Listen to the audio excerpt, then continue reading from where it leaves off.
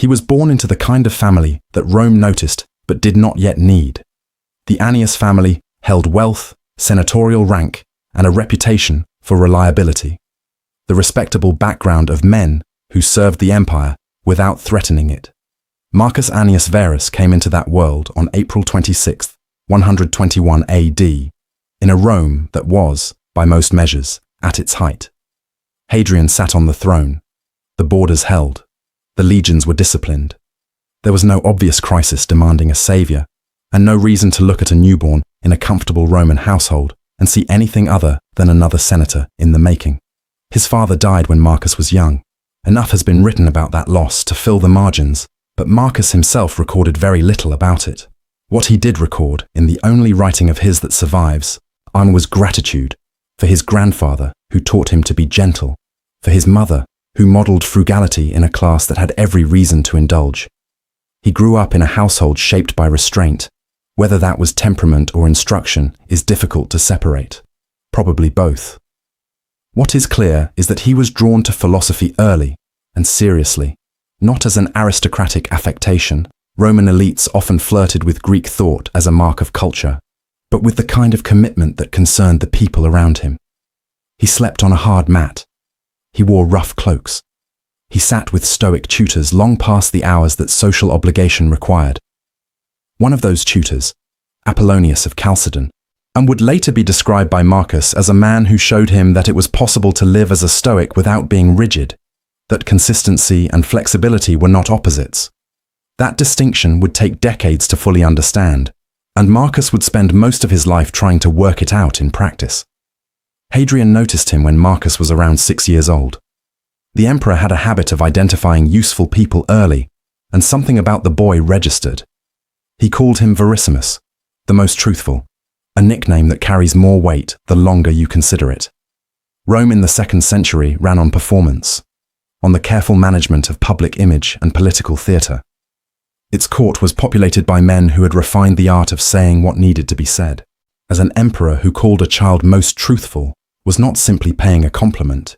He was identifying something that either charmed him or unsettled him, possibly both. By the time Marcus was 17, Hadrian was dying and needed to arrange what came next. He adopted Antoninus Pius as his heir, but attached a condition. Antoninus had to adopt both Marcus and a young man named Lucius Verus. The dynasty was being constructed 2 generations forward simultaneously. Marcus had no say in this. He was studying. He was, by multiple accounts, content with a life of books and instruction and the kind of quiet interior work that Stoicism demands. That life ended the moment Hadrian's plan was formalized.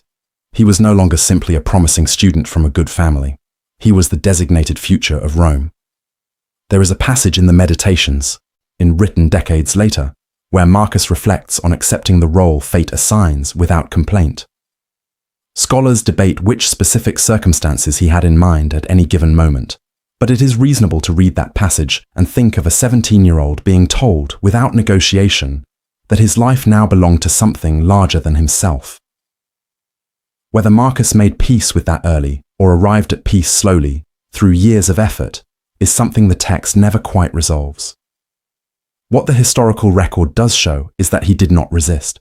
He stepped into the new shape of his life with the compliance of someone who had already decided that compliance was not the same as surrender. He continued studying. He continued writing. He took on new responsibilities and bore them without apparent resentment, and at least none that survived in the sources. And he watched Antoninus Pius govern, carefully, patiently, for longer than Marcus might have expected, learning something in that long wait that no tutor had been able to teach him directly. Antoninus Pius ruled for 23 years, and almost nothing dramatic happened. That is not an oversight in the historical record. It is the record. His reign is notable primarily for its absence of catastrophe. No major wars, no significant revolts, no plagues, no purges of the senatorial class. Historians of the period sometimes struggle to find much to say about it, which, depending on how you understand governance, is either a damning assessment or the highest possible praise. Marcus watched all of it. He watched how Antoninus handled the Senate with deference without being weak. He watched how he managed the provinces without micromanaging their governors. He watched how a man could hold enormous power and wear it so lightly that most of the empire simply got on with its business. This was an education in a specific kind of competence, the kind that does not announce itself. Marcus was given administrative responsibilities gradually. He held the quaestorship, then the consulship, took on legal work, sat in on imperial proceedings. He was being introduced to the machinery of the state at a pace that reflected both his adoptive father's confidence in him and his own measured temperament. He did not push for more. He did not position himself publicly as the heir apparent in ways that might unsettle Antoninus or invite political competition. He remained, in the eyes of Rome, at exactly what the situation required: present, capable, and patient. Meanwhile, he kept writing. The private journals that would eventually be compiled under the title Meditations were not yet what they would become on the northern frontier. Those later entries carry a different weight, but the habit was forming. Marcus wrote to hold himself accountable. The entries read less like reflection and more like instruction directed inward, a man correcting his own thinking before it could calcify into assumption. He catalogued his failings with more energy than his achievements. He reminded himself, repeatedly, not to be flattered, not to be distracted, not to confuse the appearance of virtue with the practice of it. There is something worth pausing on in that.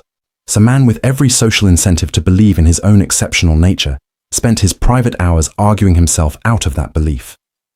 Whether that produced genuine humility or a very sophisticated performance of it is a question the Meditations raises without answering. The text is honest about the struggle, but silent on whether the struggle was ever won. His relationship with Antoninus appears to have been one of genuine affection. Marcus writes about him with a specificity that goes beyond formal tribute. He admires the way Antoninus deliberated slowly on difficult decisions, the way he dismissed flattery without making enemies of the people offering it, the way he never acted from vanity when reason was available as an alternative.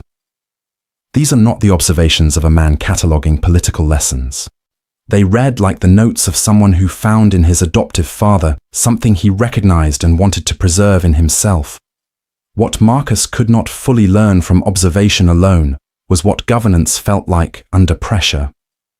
Antoninus had managed to avoid most of the conditions that produced that kind of knowledge. The empire he handed Marcus was stable, financially sound, and administratively coherent.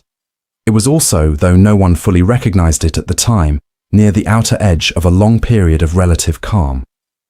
The infrastructure of Roman security, the legions, the frontier arrangements, the diplomatic relationships that kept the borders quiet, had been maintained but not seriously tested during Antoninus's reign. What lay just beyond the threshold of Marcus's accession was a different kind of world, and one that would demand not the patient observation of a long apprenticeship, but something harder and less controllable. Marcus turned 40 in 161 AD. Antoninus was in declining health. The transfer of power, when it came, was orderly, as everything under Antoninus had been. And Marcus, who had spent 2 decades learning how to govern a Rome that cooperated, was about to discover what it required to govern one that did not. He took the throne and immediately complicated it. The legal and political architecture of the succession gave Marcus sole authority. Antoninus had designated him, the Senate confirmed him, and the mechanisms of Roman imperial power were prepared to function with one man at their center. Marcus set that aside within days. He elevated Lucius Verus, his adoptive brother, younger, less experienced, temperamentally his opposite, to the rank of co-emperor. Full imperial power, shared equally, with no precedent in Roman history to justify it and no political crisis demanding it. It was a voluntary act, and Rome noticed. The explanations historians have offered range from genuine fraternal loyalty to careful political calculation. Lucius was popular with the Praetorian Guard, which was not a group any new emperor could afford to alienate. Sharing power was also, in a sense, philosophically consistent with everything Marcus had written about the dangers of concentrated authority, though it would be too neat to suggest he was simply living out a Stoic principle. The more likely truth is that several considerations converged, and Marcus acted on all of them simultaneously. He was that kind of thinker. What followed left little time for reflection on the decision. Within months of the accession, the eastern frontier fractured. The Parthian king Vologases moved against the Roman client kingdom of Armenia, installed his own candidate on the throne, and then destroyed a Roman legion sent to respond. It was a direct challenge, calculated and deliberate. At roughly the same time, pressure began building on the Danube from Germanic tribes testing the northern border. Two separate crises, on opposite ends of an empire that stretched from Scotland to Mesopotamia, arriving almost simultaneously in the first year of a new reign. Marcus sent Lucius east. The decision has attracted scrutiny ever since. Lucius had no serious military record. He was known for his love of games, spectacle, and the kind of court pleasures that Marcus personally found wasteful. He was charming in ways Marcus was not, and effective in the social registers that military command partly depends on: the ability to inspire loyalty, to project confidence, to make men feel their sacrifices are seen. Marcus likely understood this. He also sent with Lucius the general Gaius Avidius Cassius, who had the actual military competence the campaign required. The command structure was designed so that Lucius could represent imperial authority while experienced men executed strategy. Whatever Marcus thought of his brother's limitations, he arranged the situation so that those limitations would not determine the outcome. He remained in Rome, managing the administrative consequences of a war being fought 1,000 miles away. The demands were considerable. Supplying a major eastern campaign required financial coordination across multiple provinces. The Senate had to be maintained as a functional partner. Legal cases that Antoninus had left unresolved required decisions. Marcus worked through them with the same deliberate attention he had brought to everything since adolescence. Moving between the demands of empire and, in whatever hours remained, the private writing that no one around him fully understood the extent of. The Eastern campaign ultimately succeeded. By 166 AD, Roman forces had pushed deep into Parthian territory, sacked the royal capital of Ctesiphon, and restored Roman influence over Armenia. Lucius returned to Rome in triumph. The celebrations were genuine, the military achievement real. Marcus shared the victory titles without apparent resentment, for standing beside a man who had commanded in name while others commanded in practice, and treating the outcome as what it was: a problem resolved. But the legions came home with something that no triumph could process. Among the men returning from Mesopotamia was a pathogen that Roman medicine had no framework for, and Roman infrastructure had no way to contain. It moved through the army camps first, then along the trade routes, then into the cities. By the time its scale became undeniable, it had already crossed boundaries that no general had thought to defend. What Marcus had managed to stabilize in the first years of his reign was about to be subjected to a pressure entirely unlike anything Antoninus had prepared him for, and entirely unlike anything he had prepared himself for in 20 years of private writing. And the plague did not arrive with any of the drama that crisis usually announces itself with in the historical record. There was no single moment of recognition, no imperial decree marking the day Rome understood what it was dealing with. It moved the way disease moves, quietly at first, then everywhere at once. The physician Galen, who was present in Rome during the early years of the outbreak, left clinical descriptions detailed enough that modern epidemiologists have used them to argue with reasonable confidence that the Antonine Plague was smallpox, fever, pustules, inflammation of the throat, black diarrhea in the final stages. Galen recorded what he saw with the detachment of a man committed to observation, but even his notes carry a register of scale that goes beyond clinical interest. Why he was watching something that did not have a precedent in Roman medical literature. At its peak, ancient sources record death tolls of 2,000 people per day in the city of Rome alone. The figure is likely an exaggeration in its precision, as such figures from antiquity tend to be, but the underlying reality it points toward is not. The plague ran for the better part of 2 decades, flaring and receding without fully disappearing, returning in force in 189 AD, long after Marcus was dead. Estimates of total mortality across the empire range from 5 to 10 million people. Some historians argue higher. The demographic, economic, and military consequences restructured Roman society in ways that would not be fully visible for another generation. Marcus governed through all of it. What that required, practically, that was a continuous process of improvisation within systems that had not been designed for sustained attrition. The army was the most immediate problem. The northern legions, already stretched by the Danubian pressure that had been building since the accession, were losing men to disease, faster than the standard recruitment mechanisms could replace them. Marcus responded by opening military service to groups that Roman tradition had kept at the margins: gladiators, freed slaves, the Germanic tribesmen from the very peoples pressing on the frontier. It was pragmatic, and it was controversial. The decision reflected something consistent in Marcus's governance: a willingness to prioritize function over form when form had stopped serving its purpose. The treasury deteriorated in parallel, and war and plague together created a fiscal pressure that provincial taxation could not absorb. In 167 AD, Marcus auctioned imperial property in the Forum of Trajan: furniture, artworks, palace ornaments, objects that had accumulated through generations of imperial accumulation, rather than levy new taxes on a population already destabilized by disease. The gesture was partly theatrical, as most acts of imperial self-restraint are, but the financial reasoning behind it was real. He needed money, and he chose the source of it carefully. Through all of this, the meditations continued.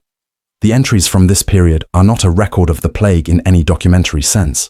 Marcus does not describe it directly, does not list its consequences, does not write about policy. What he writes about is the management of the self under conditions of persistent difficulty, about not being swept into despair by what cannot be controlled, about the difference between events and responses to events, a distinction Stoic philosophy had been elaborating for centuries, but which takes on different weight when the man writing it is responsible for the survival of millions of people and visibly failing to prevent their deaths. Galen left Rome during the worst of it. He was called back eventually, appointed as physician to Marcus's son Commodus, and returned to the imperial orbit. But the initial departure stands. Marcus, who wrote at length about duty and the obligation to remain at one's post regardless of personal cost, chose not to compel his most important medical mind to stay. Whether that reflects pragmatism, I'd respect for Galen's autonomy, or something more ambivalent, is not recorded. The Meditations offer no comment on it. What they do offer, in passage after passage from these years, is the image of a man attempting to govern his own interior with the same attention he brought to the empire.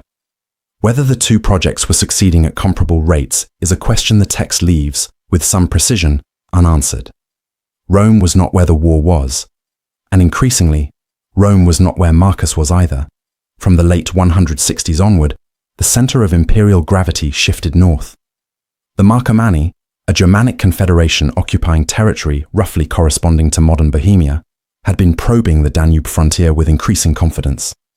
The Quadi, their neighbors to the east, moved in coordination. Behind them, and partly driving them, and it was a larger pattern of tribal displacement, populations pushing against populations, a slow westward pressure whose origins stretched far beyond the frontier Marcus was responsible for defending. He could address the symptom. The cause was beyond any Roman solution. He established his command base at Carnuntum, a legionary fortress on the Danube in what is now Austria, and spent the better part of a decade operating from the frontier rather than the capital. The administrative machinery of Rome continued functioning in his absence. He had capable prefects, an established bureaucracy, and had spent 20 years learning how that machinery worked. But the decision to remain in the north, rather than manage the wars from a distance, was deliberate. Marcus understood, or came to understand, that the Danubian campaigns required the kind of continuous attention that remote governance could not provide. The wars themselves were grinding in a way that the eastern campaign against Parthia had not been. The Parthian conflict, for all its scale, had a recognizable shape: defined territory, a state enemy with a capital that could be sacked, a diplomatic framework within which resolution was possible. The northern wars had none of that. The Germanic tribes did not hold cities. They dispersed, regrouped, crossed the river at points where Roman surveillance was thin, retreated into forest terrain that Roman tactical doctrine was not designed for. Every military success created a temporary boundary that the next season could erase. It was during these campaigns, in the military tents and winter quarters of the Danube frontier, that some of the most frequently quoted passages in the Meditations were written. The manuscript tradition preserves the locations for several books, among them references to Carnuntum and the Granua River. Marcus was writing philosophy in a war zone, and the fact that this requires comment says something about how completely the two aspects of his life had become inseparable. He was not writing despite the campaigns.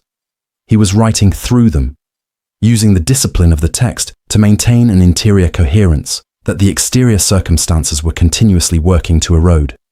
The so-called rain miracle occurred during a battle against the Quadi, probably around 172 AD. The Roman column, surrounded and facing heat exhaustion, was saved by a sudden and violent storm that disoriented the enemy and provided the legions with water. Ancient sources attributed it variously to prayer, to the intervention of an Egyptian magician in the Roman ranks, and to the gods responding to Marcus's personal piety. Christian writers later claimed the soldiers responsible for the prayer were Christian. Marcus recorded no version of events. The column on his forum in Rome depicts the miracle in stone. The rain god shone overhead, the enemy scattered beneath him. What Marcus actually believed about what happened that day is not available to us. What is available is the surrounding context. A man who wrote, somewhere in these same years, that external events carry only the meaning we assign them, and that the task is to act well, regardless of outcome, was simultaneously being commemorated for a divine intervention that suggested the gods were monitoring his campaigns personally, and the gap between his private philosophy and his public iconography was one he navigated without apparent discomfort, or at least without recorded complaint. The empire required certain symbolic languages. Marcus spoke them when necessary and wrote something different in private. By the mid-70s, the military situation had stabilized enough that a political resolution seemed possible. Marcus had pushed the Marcomanni back across the Danube and was beginning to consider the shape of a more permanent settlement, possibly the incorporation of new territory as Roman provinces, an ambition that would have extended the frontier further than it had ever reached in the north. Then a general named Avidius Cassius declared himself emperor in the east, and everything Marcus had built in the north had to wait. The revolt of Avidius Cassius lasted 3 months and 6 days before his own officers killed him and sent his head to Marcus. Cassius had been one of the most capable generals in the Roman army, the same man Marcus had sent east with Lucius Verus to manage the Parthian campaign, the operational mind behind its success. He had governed Syria with enough competence that Marcus had granted him an unusually broad authority over the eastern provinces. The trust was real, and so was the betrayal. In 175 AD, apparently acting on a false report that Marcus had died, Cassius declared himself emperor and secured the support of Egypt and much of the Eastern Empire within days. Whether he genuinely believed Marcus was dead, or used that report as convenient cover for ambitions he had been cultivating quietly, this is something the sources argue about without resolution. Marcus's response was, by the standards of Roman political crisis, restrained to the point of being strange. He moved east with his army, but wrote ahead to the Senate, asking that no senators be executed in his absence, and that Cassius's supporters be treated with clemency. When Cassius was killed before the two men could meet, Marcus expressed what appear to have been genuine regrets, not for Cassius, but for the loss of an opportunity to demonstrate that a civil war could end without retribution. He pardoned most of those involved. He burned Cassius's correspondence without reading it, reportedly to avoid knowing which senators had written to support the usurper. Whether that was wisdom or theatre is a distinction that may not have mattered to Marcus. The outcome was the same either way. He returned to Rome, then went back north. The Danubian situation had not resolved itself in his absence, and the political settlement he had been constructing before the revolt still needed completing. His wife Faustina died in 175 AD, somewhere in Asia Minor during the Eastern journey, and Marcus had her deified, the standard imperial tribute, and wrote about her in the Meditations, with an affection that sits quietly against the accusations Roman gossip had spent decades directing at her. The ancient sources, hostile to Faustina in ways that appear to track political rather than personal grievances, accused her of infidelities and even of encouraging Cassius's revolt. Marcus never acknowledged those accusations in anything that survives. He mourned her and moved on, which was itself a kind of answer. What does not fit neatly into the picture of a philosopher governing wisely is Commodus.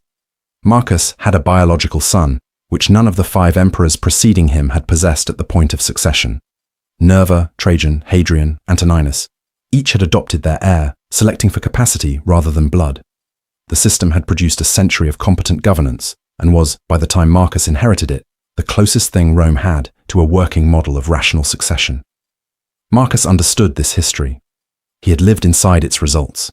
And in 177 AD, he named Commodus co-emperor, and in 180 AD, dying on the Danubian frontier, he left him the empire entire. Commodus was 19. The historical record of his reign, the erratic behavior, the neglect of governance, adds the grandiose self-identification with Hercules, the eventual assassination by a conspiracy that included members of his own household, is extensive and largely consistent across sources that otherwise disagree about many things.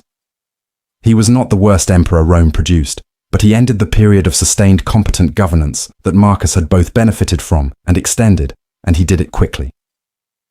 The question of why Marcus made this choice has occupied historians for as long as the question has existed. He had capable men around him. He had time, at least some of it, to arrange a different outcome. The Stoic framework he had spent his life constructing offered clear guidance on the difference between what is ours and what is not, between attachment to outcomes we cannot control and action directed by reason.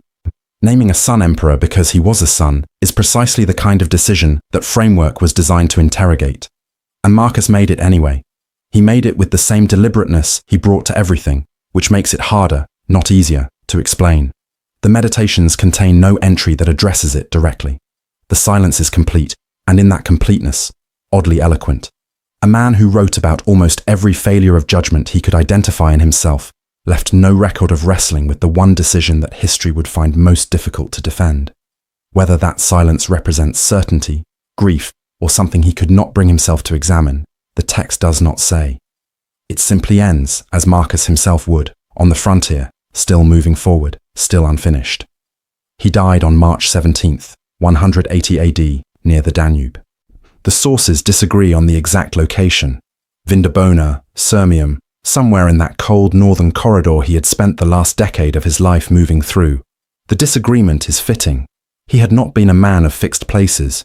The empire he left was intact. The borders held, more or less. The administrative structures he had inherited from Antoninus and maintained through plague, war, and revolt were still functioning. By the conventional measures of imperial success, his reign qualified. What came after it was not his fault in any simple sense, and not entirely his fault in any complex one either.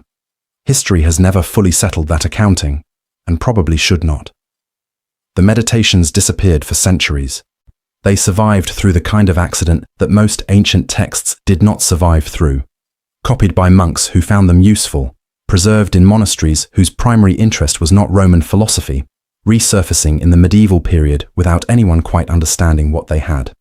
The first printed edition appeared in 1558, nearly 1400 years after Marcus died.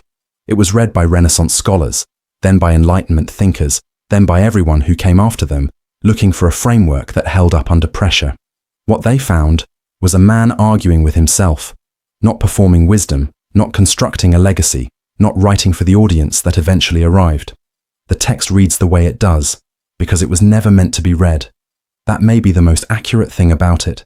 The 2,000 years of readers have returned to a Roman emperor's private notes, not because he was powerful, but because the struggle recorded in those pages, to act well, to think clearly, to remain honest about the distance between who you are and who you intend to be, has not dated in any way that matters.